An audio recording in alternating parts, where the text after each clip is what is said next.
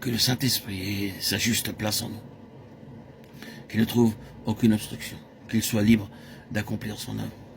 Rappelons-nous que Dieu, de son côté, s'est mis en mouvement pour ôter la plus grande de toutes les entraves.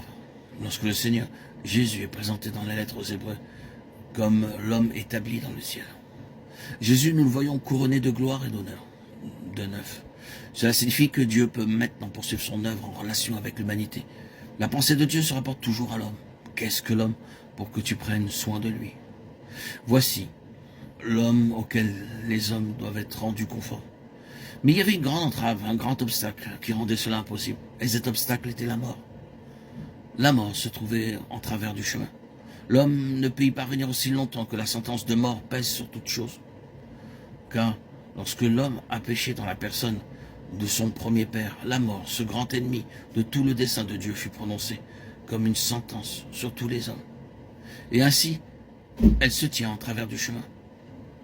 Cet homme-là, cette race, ne peut jamais atteindre le but et ressembler à ce modèle. Mais Jésus, nous voyons couronné de gloire et d'honneur à cause de la mort qu'il a soufferte, afin que par la mort il rende impuissant celui qui avait la puissance de la mort. Hébreux 2,14. Il a souffert la mort pour tous. Il a pris en main le grand obstacle et l'a ôté du chemin. À présent, nous pouvons atteindre cette ressemblance. Du côté de Dieu, la plus grande entrave à l'accomplissement du dessein divin a été ôtée. Et si vous traitez le plus grand obstacle, vous avez tout réglé. Et ainsi, la voie est ouverte.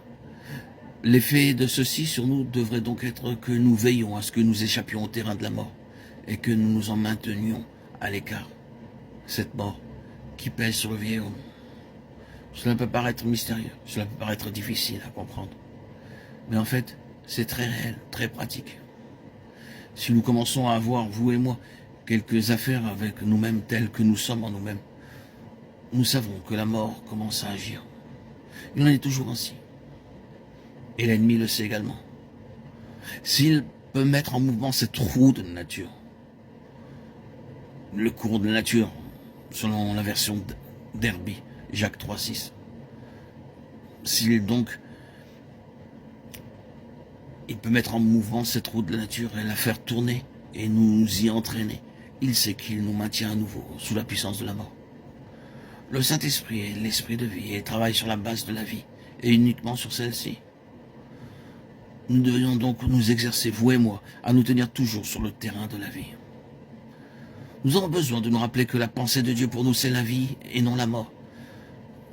Si nous voulons mettre la main sur la vie, Dieu réagira. Le Saint-Esprit s'en ira. Nous acceptons trop facilement la mort. L'ennemi nous offre toujours la mort sous une forme ou sous une autre et tente de nous la faire accepter. Si nous commençons à courtiser la mort de quelque façon, nous offrons simplement un terrain d'action au diable. Et il ravagera tout. C'est contraire au Saint-Esprit. Que le Seigneur nous enseigne ce que cela signifie.